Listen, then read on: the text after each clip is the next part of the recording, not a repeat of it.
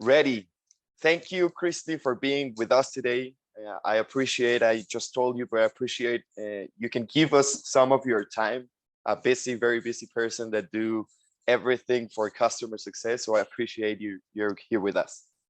Oh, I'm so thrilled to be here. And this is really important because we do want to make sure that everyone around the world is familiar with customer success, the growing practice. And we want to give people tools and advice and how to get started and how to navigate their professional careers in this. So I'm super thrilled to be here. Thank you so much. Perfect. Thank you.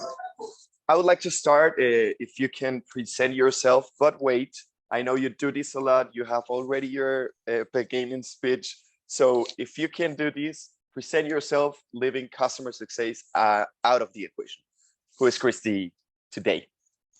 Ooh, okay, that's probably the hardest question I've ever been asked. Well, I'll start with this. Like, I am an avid learner, right? So I always like to be learning something and doing something. I mean, I look over here, I've already got 2 books that I'm reading right now. I'm, always wanting to grow personally and professionally. I'm very big into fitness and my health. And so I love to exercise and get outdoors, and whether that's running or walking or doing something active with my husband, I really do enjoy that. I'm a mom and I have a 13-year-old daughter, and she definitely keeps me on my toes. From a learning standpoint, I'm always learning something new from her and her friends. And sometimes those are things I want to learn. Sometimes those are things I don't want to learn, but she's great. And she's the joy of our lives. And I have a wonderful husband. I talk a lot about my husband, Anthony, on LinkedIn and other forums, just because he is just a super amazing human, and somebody who's been a huge champion for me personally and professionally, and just a great friend and all around good guy. So when I am not working, those are some of the things that I could be found doing, and some of the people you could find me with. Thank you very much. You did it great. Something different to start today. Kristi, I read a lot of your content in LinkedIn, in YouTube, and you do a lot. You always say yes. I already know it by firsthand, but you say yes to every podcast, to every interview, to every, I don't know, whatever. You say yes. And obviously you have a passion for customer success, but why do you do this? Why you do what you do? And I think it's a little beyond customer success. You have something to give, and I'm not sure what it is. And I want to ask you, why do you do a lot? When I started in customer success about a decade ago, I didn't have the resources. I didn't have the community. I didn't have anybody guiding me along through this journey. And it was something that was missing, right? I didn't feel like I had folks to lean on. I had the teams of the people that I worked with who were great, but I felt like I was missing something, right? I knew there was things beyond what our organization was doing that I wanted to learn, I wanted to grow. And so as I became more tenured in my professional career and I gained all this experience over time, I thought, wow, how silly of me to not be sharing all of that with everybody who is interested in hearing and learning from me. And so I kind of took this on as a personal mission to just give and share as much as possible, freely and authentically, and in whatever forum makes sense. And so whether that's participating in conversations like this and doing podcasts or webinars, or if it's a LinkedIn post or an article or my personal website, I just want to put as much knowledge out there as possible. And what I always say to everybody is like, listen, just because this is my story, my journey, and my experience doesn't mean it has to be yours. And so always take what I say with a grain of salt. But I just, I feel like I'm personally committed to sharing and helping others grow in this profession. Thank you. I like that. And for a person, I'm a 23-year-old student who is starting in customer success, and I found a community. So I think you're getting there, you're doing it, and finding someone like you that can give us some valuable content, getting into some customer success words, but it's very important, and thank you very much. So you're getting there. Thank you. I watched some of your podcasts, and you said, and I can resume yourself as an aggressive person. Aggressiveness you like in going beyond, in where is where is my next step? You said in some podcast, where is my next step and how do I get there? And I think that that could resume some customer success practices. But how do you take your aggressiveness to be the best version of customer success professional? It's interesting. For a long time, I was very passive about my professional growth, right? I kind of thought if I worked hard and I did what I was supposed to do, that other people around me would help me grow and push me forward and push me up. And the reality of it is that doesn't happen. And if you want to grow personally or professionally in any aspect of your life, you have to own that growth and you have to be accountable to it. And so I would probably use the word either driven or assertive, less than aggressive, but I have found that my commitment to myself and my growth has helped accelerate my career and has gotten me to where I want to be. Now, when I think about this same philosophy applied to customer success, it very much applies, right? I want my customers to be wildly successful, and I'm going to help them get there. And so I take the same passion and the same drive that I dedicate to myself and my goals in helping them achieve theirs. And I think that is what makes a customer success manager great, right? Is somebody who is truly invested and committed and driven and really focused on helping their customers achieve their outcomes with whatever that product or partnership or solution or service is if you are really clear on those goals and helping them get there, you'll be successful. And so that's where I think those qualities translate really well, and how I've been able to be successful personally, professionally, but then also in practice. Okay, and a key word that I found for customer success to be real and good at, it's truly. You said truly, no? So I think if we truly concern about our clients, then you can be successful at delivering value and receiving some value back.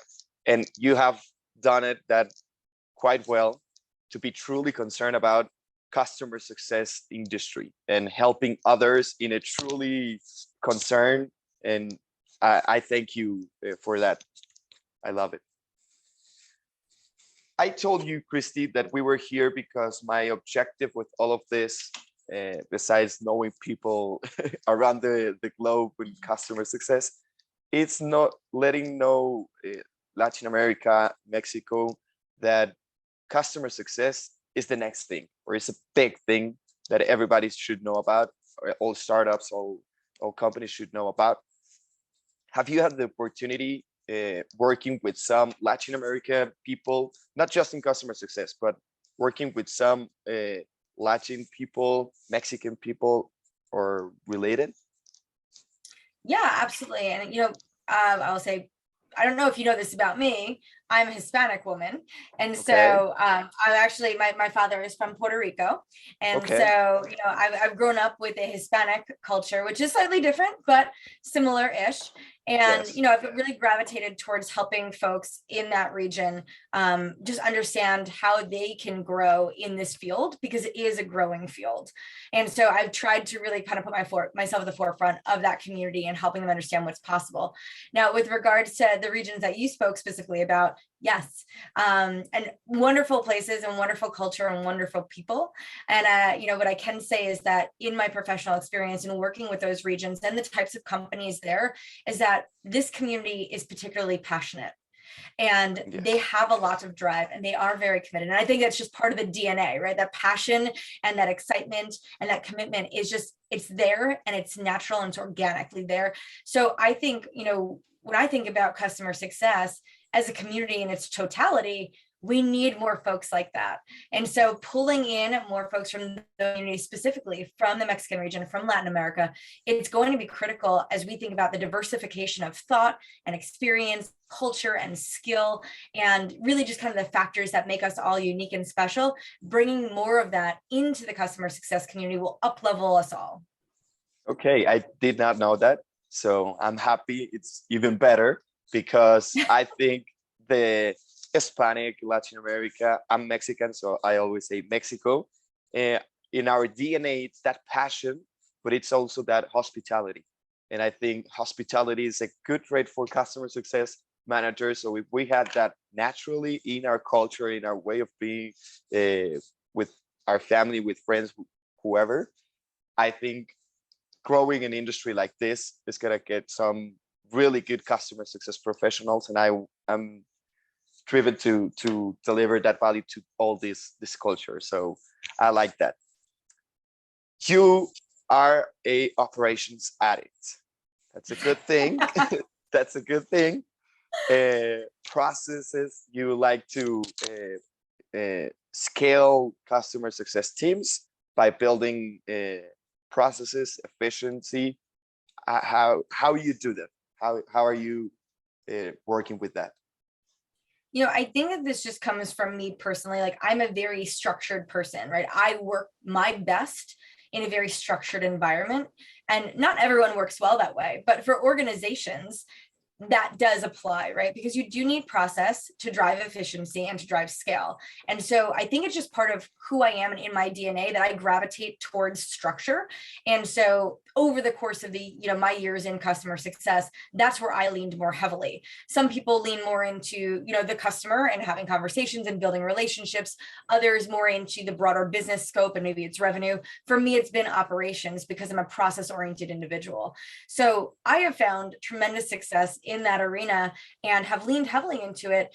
I don't know that there is a recipe that I can say, here's how you do that, because every single thing, and organization and product will look and feel a little bit differently. But what I can say is that if you understand what the problems are, be very focused on solutioning for those in an organized manner.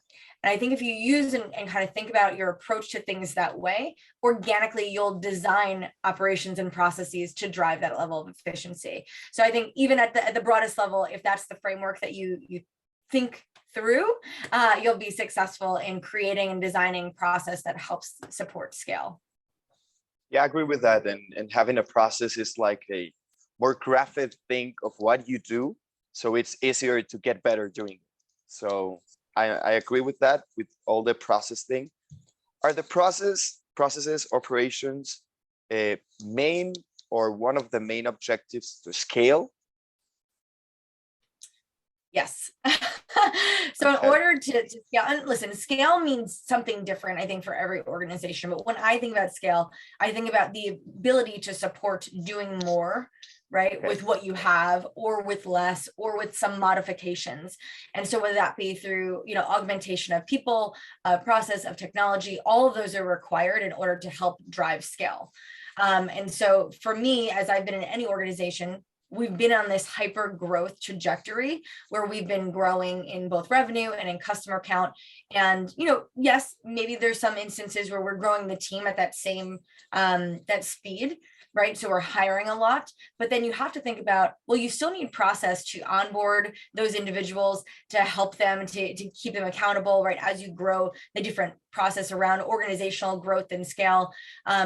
If you're not growing the number of people, right, then you have to think about, how do I do as much as possible with the team I have in place today? And so that's where the process comes in really heavy at an individual level, right? What are the things that my team is doing in their day-to-day? How do I help them use their time better, more efficiently? How do I empower them to do the work that we hired them to do? How do we reduce the number of administrative hours, right? So we get really focused and kind of think detailed around that part of the scale. And then there's always technology. And so how do we think about offsetting a lot of our busy work or the process or the things that take a lot, our inefficiencies, right? And how do we leverage technology to help us do that? And I think for many of us who are in SaaS, right, we're at software companies ourselves, so we understand the power of our own products and how they help organizations be more efficient. I think we think about the consumption of products in that same vein, is that everything that we purchase or acquire, we're hoping is going to make our lives more efficient, better, and create experiences that will help us do more down the line to grow our businesses, our companies, our products. So that's how I kind of approach it and I think about it. But like, you absolutely need this operational mindset to get there.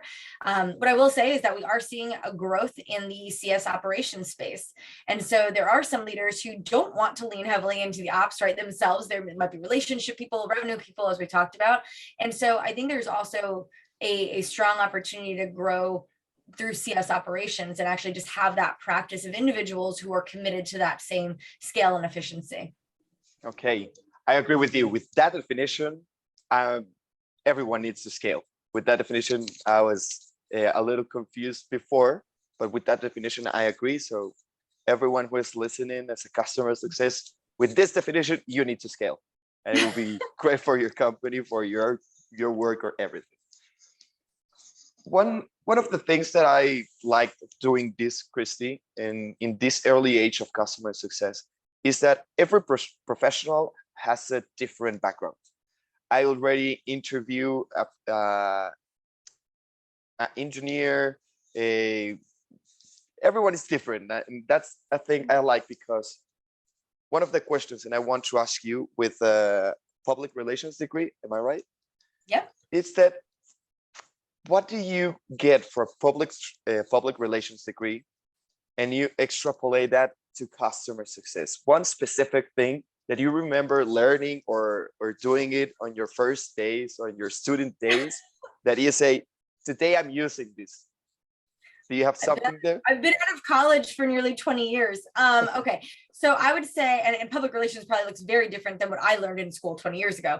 But what I will say is that, I think a strong transferable skill is the communications, right? So in public relations, we spend a lot of time writing, right? And writing with purpose. Think about like press releases and photo captions and communications with the media. That was a big focus of what I had learned when I was in school studying public relations. And so written communication, verbal communication, how to build and facilitate relationships was a big part of public relations, right? You have to build relationships with the media, with your customers, clients.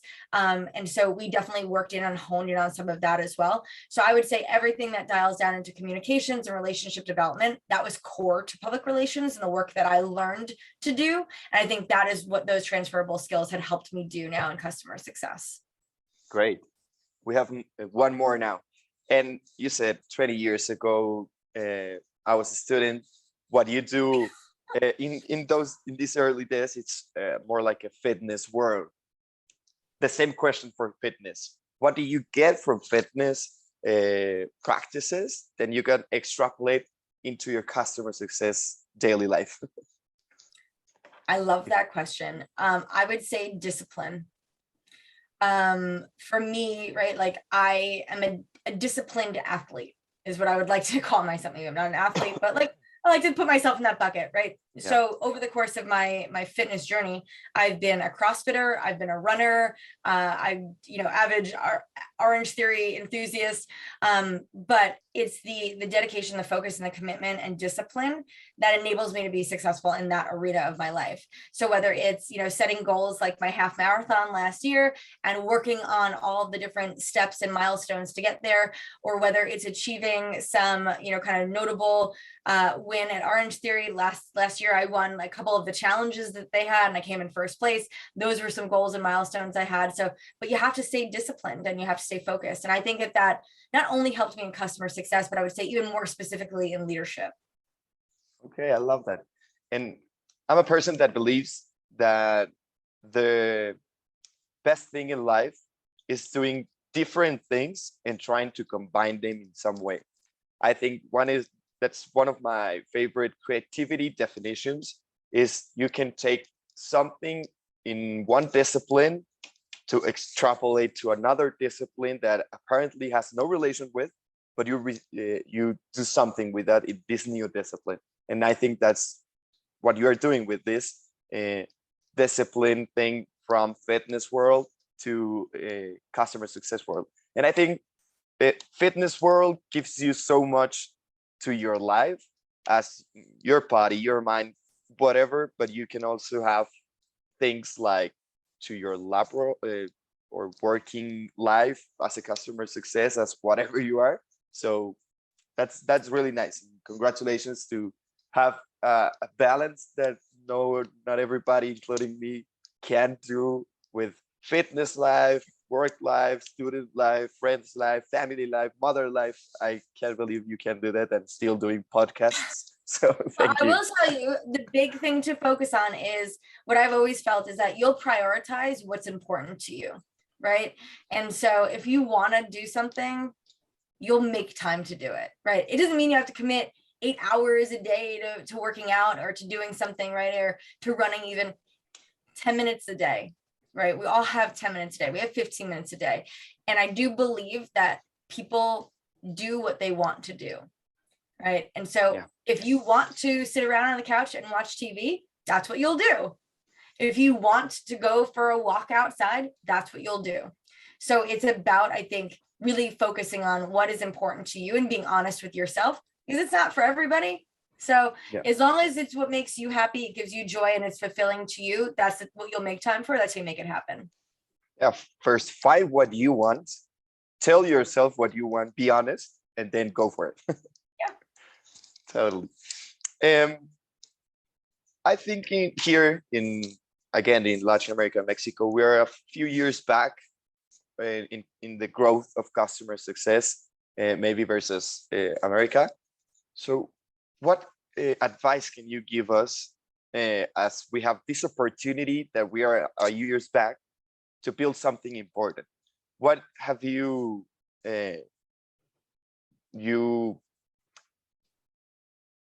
will do in our place that we can see that in 5 years, I'm sure this is going to be a big thing in Mexico as it is in America right now. So what would you do if you were here? I would spend as much time as possible learning from what we're doing, learning from our failures, learning from our successes, and taking that into consideration as you think about the development of this practice in your geographic locations. That would be my first bit of advice. My second thing that I would say is remember the cultural differences and embrace those. Just because things work here in North America, I will tell you, as a leader who's supported global organizations, I have managed customer success in Australia, in Japan, in Latin America, in Europe, and I will tell you, every culture is so different. How they do business, what works for them, the style, communication, right? I have some customers that think I'm overly professional and formal in my writing and my communication style, but that's just how I'm used to communicating. And I have others that, don't want to communicate in writing at all. They only want to meet face-to-face or in person. So I think embrace your culture, right? And make that a part of who you guys are and how you think about what customer success will look like in your regions. And don't try to just copy paste what you see in other areas, because it's not going to work. Okay. See, I totally agree with that. I can give some example that I lived, and in customer support in America, maybe they like in some points, and you have to know when, but automatization in customer support. Here in Mexico, for example, they do not. So you have to know when, where, and why. So I agree with that. Perfect. Kristi, my final question, and this is a kind of deep one, but simple. Okay. What's your favorite thing of being Kristi Faltorusso? Oh my gosh. You're right. That is hard. It's very deep. My favorite thing about being me. Oh man, I think that my favorite thing about me are the relationships that I've built with the people that matter in my life, whether that be my husband, my daughter, my parents, my friends. I do put a lot of effort into people and building and fostering and caring for those relationships. And maybe I don't have hundreds of thousands of friends, right? Friends. But the ones that I do have that are near and dear to me know that, and they feel that. And it's something that I put a lot of me into, and I'm really proud of that. And I think those relationships are what will transcend time. People won't remember me as being a customer success professional or a leader or somebody, an influencer, right? People will remember the relationships that I've had with them, how I made them feel, how I was there for them. And so I think that's the thing I'm most proud of, and something that I look back and think, wow, okay, I've done a good job at that. Congratulations in that, and thank you for sharing that with me. So it was a very good talk. I liked it. I like the way you see things. I think I relate in some ways with that. And you once said you're a builder. And I want to say you that you build a community of customer success. You build a family, you build a career, you build, and you're still building something. So thank you for that. Thank you for sharing, for being so so nice with everybody in this industry, and I know in other industries as well. And I think this will be it. If you want to say something to our Latin American, Mexican customer success professionals that are starting, any advice, any book, any certification, any something. Well, I will say, I do have my own website, which has a ton of resources on it. It's got books you should read, people you should follow, podcasts, webinars, things like that. So if you go to my website, Keeping CS Simple, you'll find all of the materials that I would recommend there. So I won't sit here and rattle them all off. But a piece of advice I will offer to anybody, and this is, you know, not geographically specific to Mexico and Latin America, but anybody who's listening and thinking about a career in customer success, don't worry about how far ahead other people are, how far ahead other countries are or regions. Worry about where you are today and focus on developing and fostering a community and an industry that is the right one for your stage and your state, right? So meaning where you guys are as a practice and industry, that's okay. Embrace that. Don't try to jump leaps and bounds ahead to try to compete or catch up. It's not about that. It's be present in kind of where you guys are today, learn as much as possible, and be committed to this practice and the growth that's ahead. It's going to be a fantastic ride. Perfect. I'm taking that advice myself. So thank you very much. And thank you for being here, for your time, for your honesty, for everything you do for this community. And it was very nice talking to you. Oh, thank you so much for having me. I'm honored to have been a part of this conversation. And, you know, if there is anything I could do to help you again or anybody else who's listening, you know, I'm happy to do it. So just, you know, find me on LinkedIn and we can go from there. Perfect. And you have a friend in Mexico for everything you need. If you want to visit, if you want to do something, if you want to whatever. I mean, it is cold here in New York, so I feel like I'm due for a trip to Mexico because it is chilly. Go for it. So I might hold you to that. Perfect. I'll be here. And thank you. Thank you very much. I hope you have an awesome day. And again, thank you. I can say much more. Thank you again. Take care now. Have a good one. Bye-bye. You too.